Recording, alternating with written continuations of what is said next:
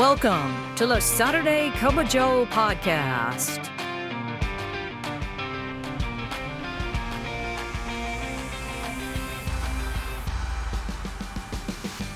This podcast is dedicated to EAS employees of the U.S. Postal Service and members of the National Association of Postal Supervisors. So, pour yourself a cup of coffee and join us for today's episode.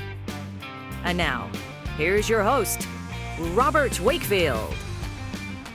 Good morning, Branch 32, and good morning to our EAS friends across the country. It's great to have you here. Welcome to the Saturday Cup of Joe podcast presented by the Nashville Post Office Credit Union. I'm your host, Robert Wakefield, president of Branch 32. I appreciate that. Thank you so much. Please be seated. Thank you. It's great to have you all here, so let's go ahead and let's pour that first cup.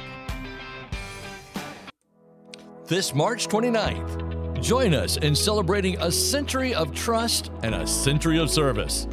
The Nashville Post Office Credit Union is hosting its 100th annual meeting celebration at the luxurious Sonesta Hotel from 4:30 p.m. to 7 p.m.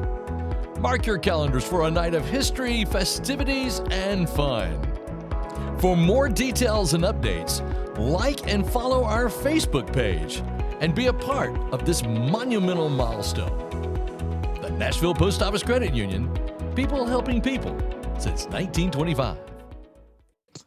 And for our first cup today, it's great to have Brian Wagner back with us. Brian, how are you? Oh, been very good. Weather's just great here. A little bit of snow outside, but we're having way too much fun. No, there you go. But at least I have my coffee to keep me warm. That is exactly right. You must have your coffee to keep you warm. It's great to have Brian here with us again. We are taking another look at involuntary reassignments. In the last podcast, we talked a great deal about the history of how we got here and kind of gave an overview of some of the things about, and even gave the definition of what an involuntary reassignment is. Today, we're going to discuss what happens, what you should do if you are involuntarily reassigned. So, Brian, what should I do? I'm a level 17 supervisor, and I've been involuntarily reassigned. Tell me what I should do next. Well, as a level 17 and below, they have a right, EAS have a right to file a grievance under the ELM 650 process. So it's specifically under ELM 652.41, other appealable actions. Mm-hmm. Now, I've written about filing grievances for EAS 17s and below.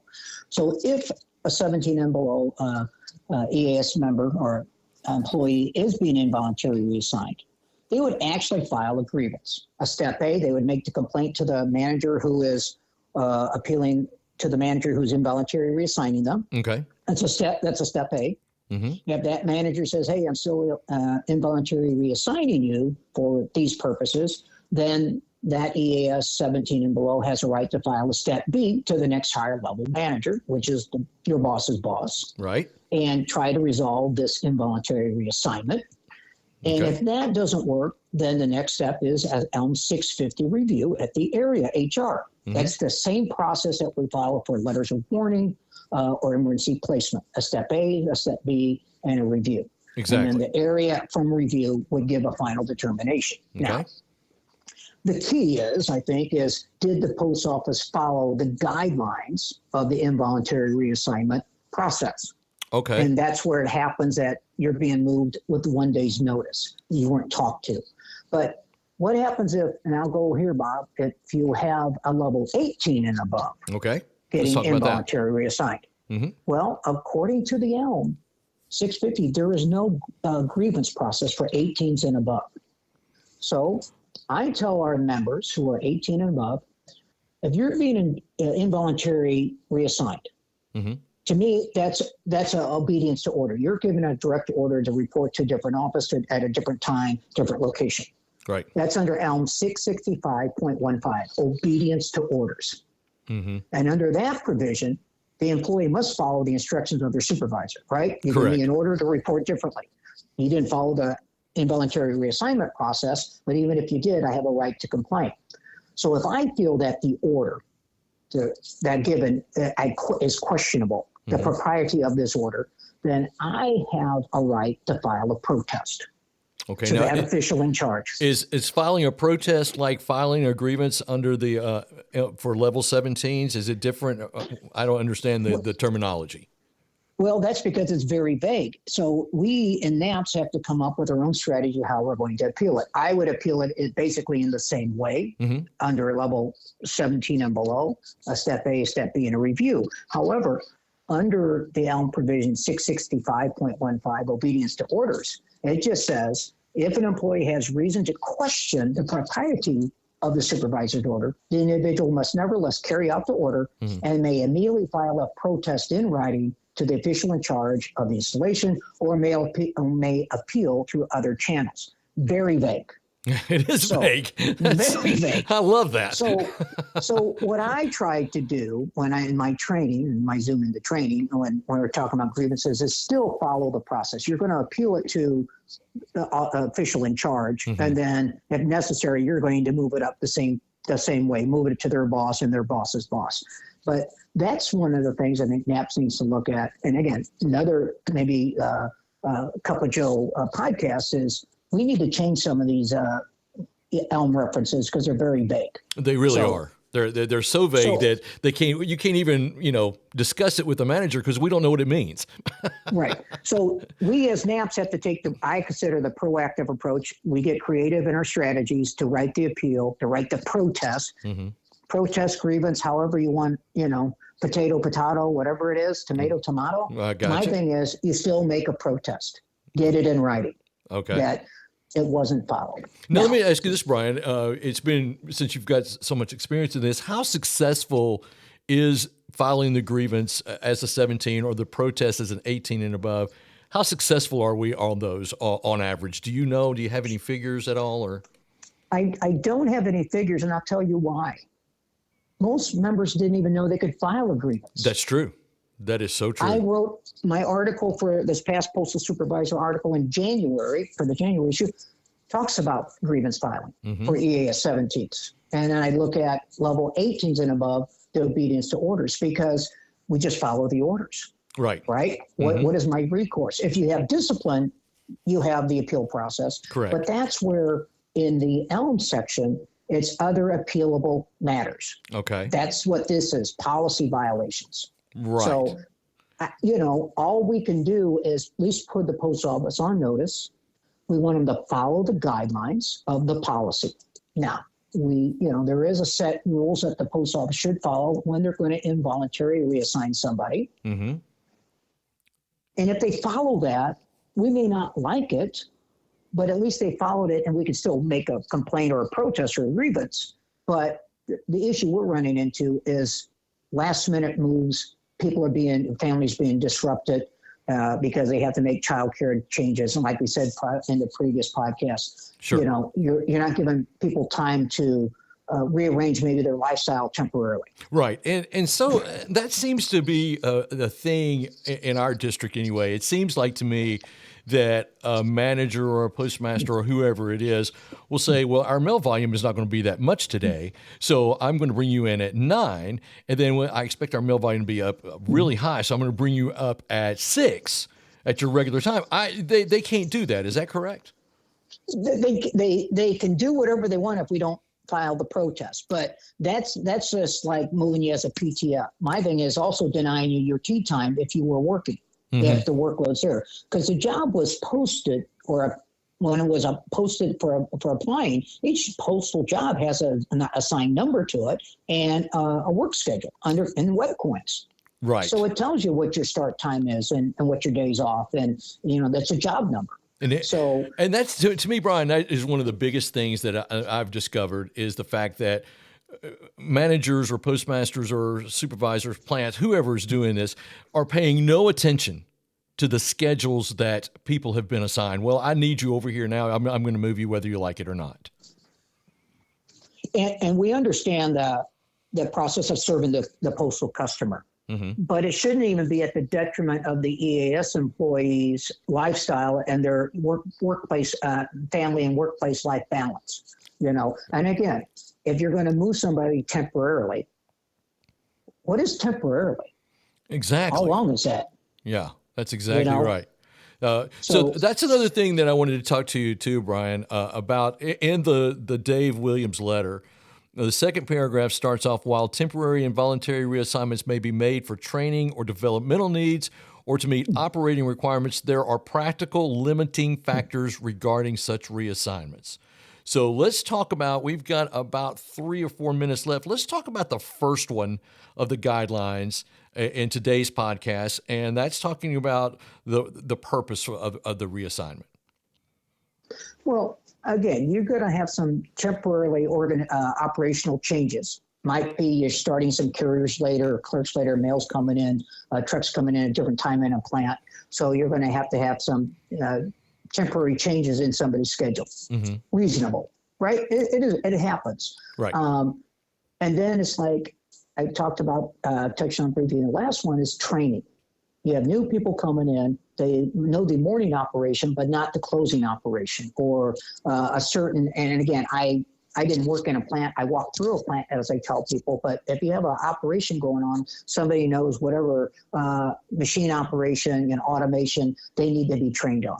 Correct. It's reasonable. Okay. But again, then you have your emergency situations. Something's come up. Somebody's gotten ill. Somebody's got to move somewhere else temporarily, or maybe somebody's gone on a detail voluntarily. Mm-hmm. So it leaves an opening. So they're going to just move you without talking to you about it. Okay. So, and that's not really an operational change. That's a staffing issue. That's a scheduling. Operations didn't change. Just the scheduling changed. I see. So, and again, I know post office and many times will say needs of the service. Yeah, that drives me crazy. That drives me crazy. What's the operational change? And I've heard managers say, I moved Robert to a different operation for operational changes. What's the operational change? He goes, Robert's going to do better in that operation than that Brian's doing. Well, that's not an operational change. That's thinking I'll do a better job, but you need to coach and mentor me to be a better job under ELM 652.3, not move me because you think Robert's going to do a better job than I am. You need to coach and mentor me to do a better job in that operation. That's exactly right. Well, can you believe we are out of time already? This first cup is already done. Look at us. Man, I have a few sips left. I talk too much. Well, tell me what the ice cream flavor of the day is for today, Brian. Well, I just read in the paper that the Girl Scouts are moving not going to have some of their cookies, but I always like their mint Oreo. So mint Oreo cookie is one of my favorites. At least they're not getting rid of that one. But very good. Mint Oreo cookie is safe. Oh, that's so good. That is so good. Well, thank you, Brian. And we will be talking in the next podcast on more about temporary involuntary reassignments, if that's okay. That's perfect. All right. Thanks so much, buddy. Thanks, Robert. For 100 years, that's 36,525 days, 876,600 hours, and over 52 million minutes, the Nashville Post Office Credit Union has been a beacon of financial support for the postal community. Since 1925, we've been here for life's big moments and everyday triumphs. Each day, hour, and minute, we are committed to our mission of people helping people. Join us and be a part of that tradition. The Nashville Post Office Credit Union. People helping people since 1925. And for our second cup today, I'm going to give you a confession here that means absolutely nothing, but I'll do it anyway. I enjoy looking at branch websites.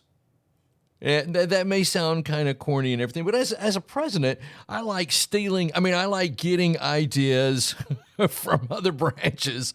And I think it's a great thing that so many of the branches in this country have a website. We have one. It's an award-winning website. It's won 2 times in a row as best website in NAPS. It's napsbranch32.org. I encourage you to go there. But here's one thing that I've discovered when I've looked at other branch websites, and some of them are just way out of date. Some of them have the next meeting will be February 1st, 2012. Yeah, that's helpful information. So I really think that every branch, as part of their communication package, should have some kind of website for the members to go to. And I want to encourage everyone to do this. Go to your website, refresh it, make it new, do whatever it is that you have to do to make that website, for your members. And then others can go there as well, because on the external resources page on naps.org, it has branch websites.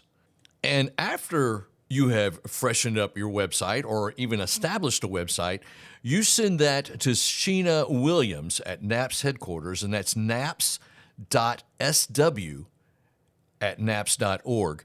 And I would like to encourage all branches to do this, and let's have one site to where we can all go and look at the branch websites that are out there. I think that'd be a great thing. So let me encourage you to do that. Let me encourage you to get your website up to date, build you a new one if you have to, and get that sent to naps.org. So I just wanted to share that little information. Thanks to Jimmy Warden, who wrote a very nice article about Branch 32's website. Appreciate that, Jimmy. And I hope that all of you will do the same. So that's going to do it for today's Saturday Cup of Joe podcast, presented by the Nashville Post Office Credit Union. I know you know what the drill is. Let me know where you're listening from.